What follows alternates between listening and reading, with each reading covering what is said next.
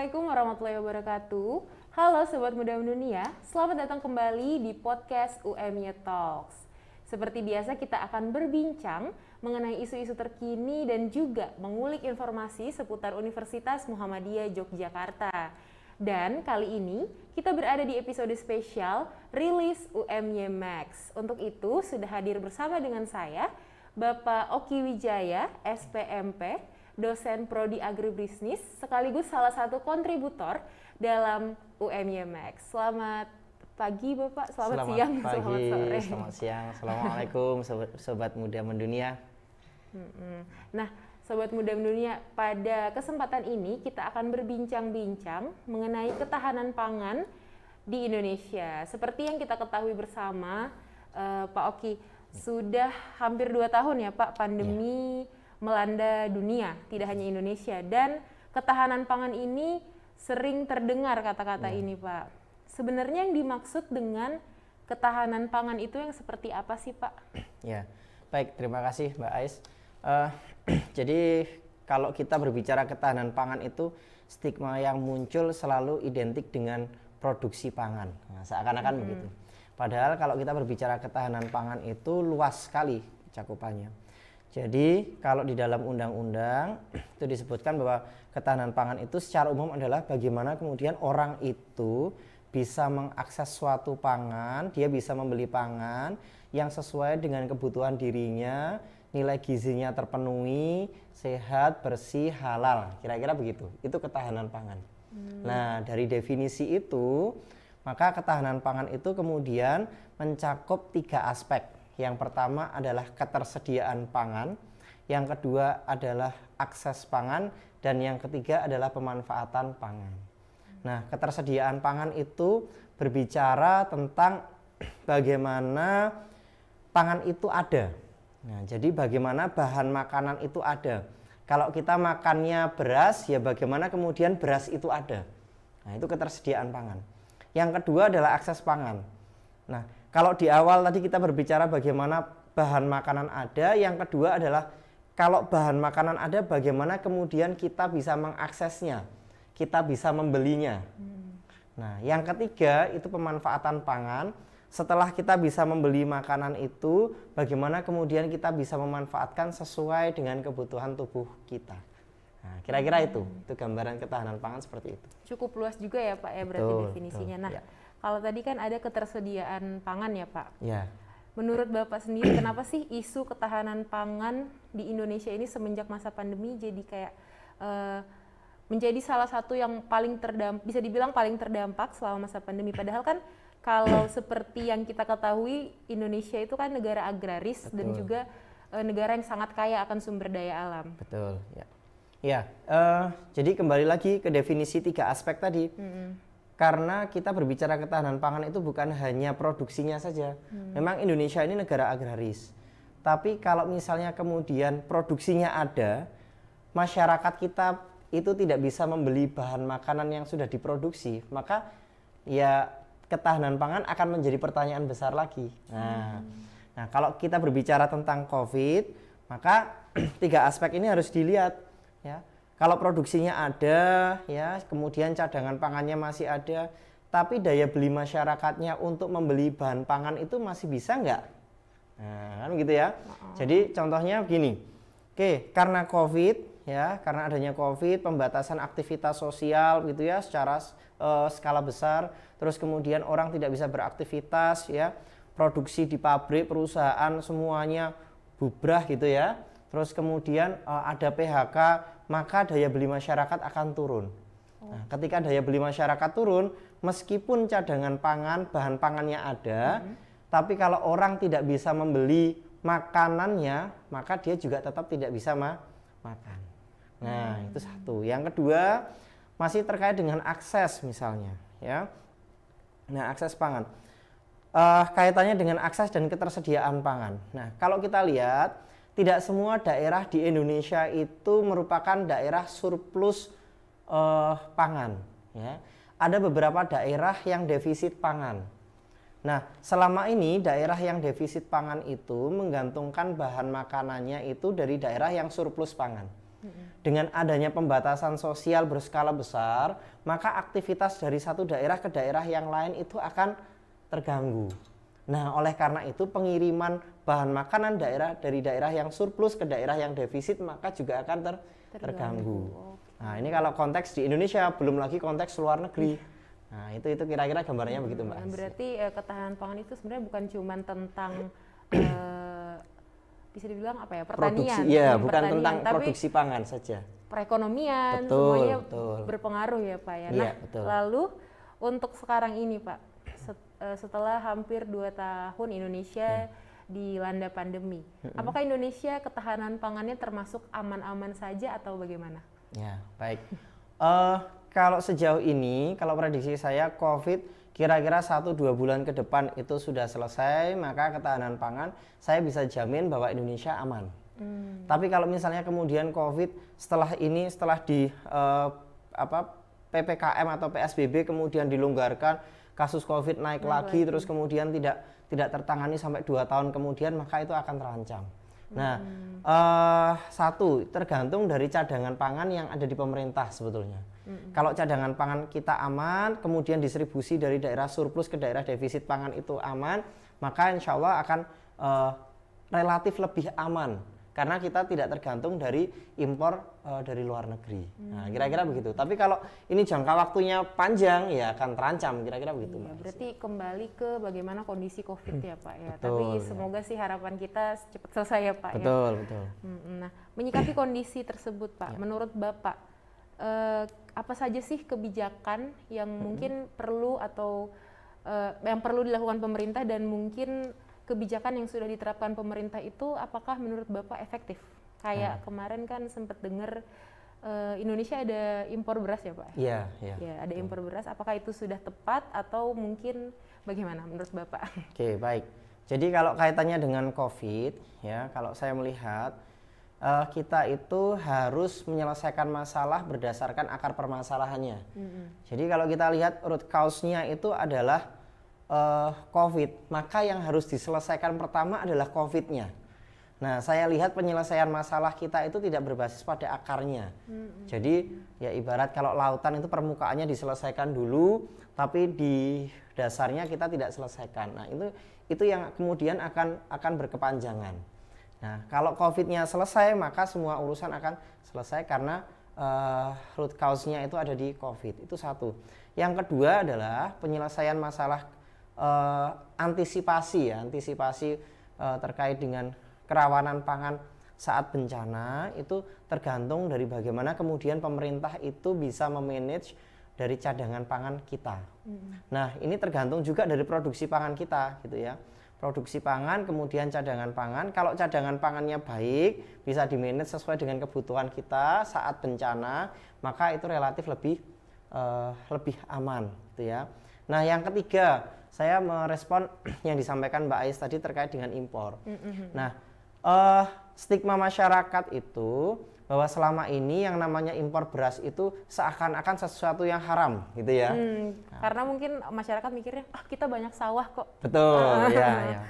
Ya, padahal kalau di dalam perdagangan internasional, ya, di dalam bukunya Michael Reed itu disampaikan bahwa ada benefit yang kemudian didapatkan dari impor beras. Dan impor itu tidak akan mungkin bisa kita hapus. Kenapa? Karena ada benefitnya itu, ya. Ya, yang pertama adalah pasti kenapa ada impor itu pasti ada preferensi konsumen. Jadi mau tidak mau kita akui bahwa ada sebagian dari masyarakat kita itu yang memang mereka menginginkan makanan dari impor dan mereka mampu membeli itu, gitu ya. Nah, yang kedua, untuk stabilitas harga. Nah, jadi untuk stabilitas harga kita perlu menjaga supply and demand yang ada di masyarakat. Oleh karena itu impor itu memang perlu dilakukan. Nah, yang kemudian menjadi salah adalah kalau jumlahnya sudah banyak, gitu ya, terus kemudian kita mengimpor dengan varietas yang sama, jenis beras yang sama, itu yang salah. Kenapa? Karena akan terjadi yang namanya excess supply yang menyebabkan harga di pasar itu di bawah harga pasar. Kira-kira begitu, Mbak Ais. Berarti sebenarnya kebijakan yang kemarin impor itu nggak salah juga ya Pak? Ya, tapi tergantung konteksnya lah, kira-kira begitu ya. Ada kepentingannya lah. Ya, betul. Nah, oke, berarti kan Indonesia ini bisa kalau dari yang disampaikan Pak Oki tadi ya, kalau bisa saya simpulkan, kalau pandeminya menurun, Iya. itu insya Allah aman-aman aja ya Pak. Tapi kita berbicara tentang kemungkinan terburuk aja nih Pak. Iya, ya. Kemungkinan terburuk pandemi akan ya tetap seperti ini. Iya. Sebagai masyarakat umum, kan kita juga perlu nih untuk menjaga ketahanan pangan itu Pak. Nggak Iya. hanya pemerintah yang harus bergerak. Betul. Apa yang sebaiknya bisa dilakukan oleh masyarakat? Baik. Yang pertama sebetulnya adalah ya ini sudah dilakukan oleh pemerintah di era Pak SBY dulu ya. Jadi menggalakkan atau kampanye diversifikasi pangan, mengurangi jumlah pangan terhadap pangan pokok kita yaitu beras. Oh oke, saya Ya. pernah dengar itu Pak. Ya, karena kalau kita makan beras ya kebutuhan kita terhadap beras itu sangat tinggi. Jadi Thailand, Indonesia, Vietnam itu kebutuhan terhadap berasnya sangat tinggi. Maka salah satu yang bisa kita lakukan adalah mencari substitusinya. Ya, kita harus bisa beradaptasi dengan bahan pangan yang lain. Itu satu. Yang kedua adalah menyediakan pangan dengan pemanfaatan pekarangan. Nah, ini yang 2 tahun, 3 tahun ini sudah menjadi tren ya. Jadi misalnya menanam bahan pangan ya, baik beras maupun yang non beras itu di sekitar rumah dengan memanfaatkan pekarangan yang kecil itu bisa dilakukan. Kalau dulu ada namanya program KRPL, Kawasan Rumah Pangan Lestari. Nah, itu dulu pernah digalakkan di Jawa Timur. Salah satu penggeraknya adalah Profesor Nufil Hanani itu dengan Badan Ketahanan Pangan Jawa Timur. Terus kemudian di DIY sekarang dengan Kabid Pangan Provinsi DIY itu juga digalakkan lagi. Seperti yang hidroponik itu Ya, hidroponik salah Pak, satunya itu menyediakan makan untuk rumah tangganya sendiri. Oke, terus seperti ini juga ya Pak, aku sempat lihat laboratorium atau apa gitu, rumah kaca. Oh iya, punyanya Prodi Agri atau Agro. Iya, dari pertanian ya. Itu. Nah, terus itu tadi kalau masyarakat secara umum Pak. Iya.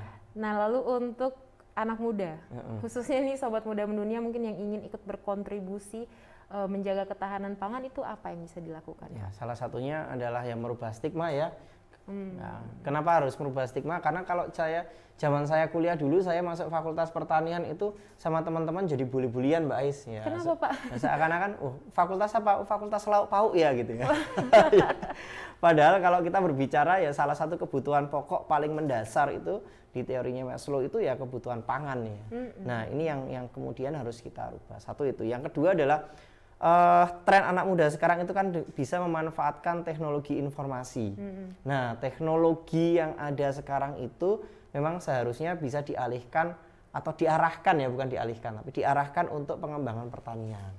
Nah, kita lihat kalau di Jepang itu pemanfaatan teknologi sudah mengarah ke sana. Nah, dengan pemanfaatan teknologi untuk pertanian, saya pikir anak-anak muda itu akan bisa kembali ke dunia pertanian dan mengembangkan pertanian sesuai dengan zamannya sekarang. Petani milenial. Betul. Ya. Ada program dari kementerian itu sekarang Duta Milenial, Duta Petani Milenial itu sudah digalakkan lagi oleh Presiden Jokowi.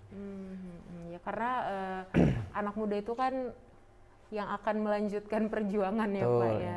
Iya. Oh, ada satu lagi Mbak Ais. Apa itu Pak? Yang satu itu adalah pengembangan bisnis ya. Jadi pengembangan bisnis pertanian.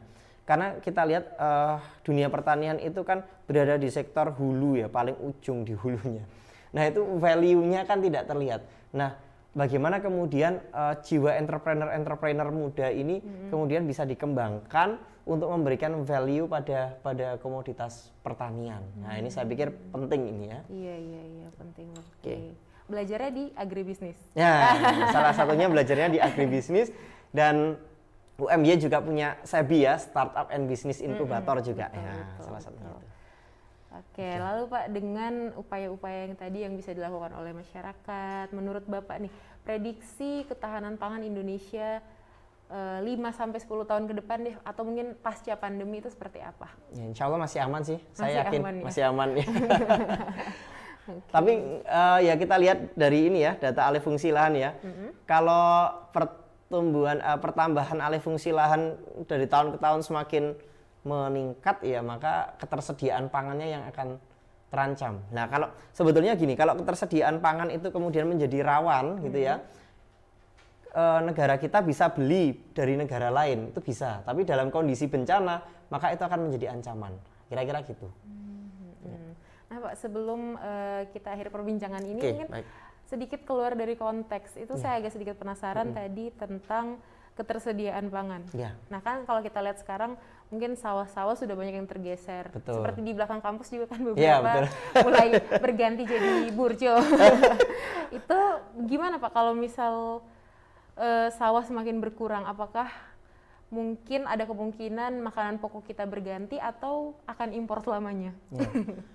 Ya, ini sebetulnya ancaman ya, karena kebijakan politik di Indonesia terkait dengan penyediaan bahan pangan pokok itu saya pikir kurang tegas. Ada yang namanya lahan pertanian pangan berkelanjutan LP2B. Itu sebetulnya lahan itu tidak boleh dialihfungsikan, karena itu merupakan lahan produktif yang bisa menyediakan bahan pangan pokok untuk masyarakat. Ya. Nah, tapi saya lihat memang ya tidak ada yang tidak bisa ya di negara kita ya. Ini yang kemudian menjadi apa, miris menurut saya. Itu harus diatur secara strict itu. Terus kemudian yang kedua adalah pemanfaatan teknologi. Jadi salah satu pemanfaatan teknologi itu bukan hanya traktornya saja, bukan hanya IT-nya saja, tapi teknologi bagaimana riset untuk menghasilkan benih yang tingkat produktivitasnya tinggi itu penting. Nah, jadi kalau misalnya tadinya menanam 1 hektar, kemudian sekarang hanya menanam dengan luasan 200 meter misalnya, nah tapi kalau produktivitasnya sama, maka jumlah yang dihasilkan pun juga akan sama untuk memenuhi kebutuhan. Maka harus dihitung rasio konsumsi normatifnya berapa, sehingga kebutuhan untuk konsumsi masyarakat itu benar-benar harus punya data kita. Tidak mungkin sembarangan juga ya Pak. Ya, Tadi saya penasaran aja sih. Ya. Terus memanfaatkan ini ya, kalau saya lihat di beberapa negara maju, ketika saya dan teman-teman dosen pertanian ke sana itu memanfaatkan atap rumah itu untuk pertanian jadi vertical garden gitu, dan pekarangan-pekarangan rumah itu dimanfaatkan untuk pertanian. Oke, seperti itu. Nah berarti kan isu ketahanan pangan ini Sobat Muda Mendunia sangat penting juga untuk diketahui tidak hanya oleh mahasiswa pertanian ya Pak Oki ya. Tapi sebenarnya semuanya juga perlu untuk mengetahui isu ini.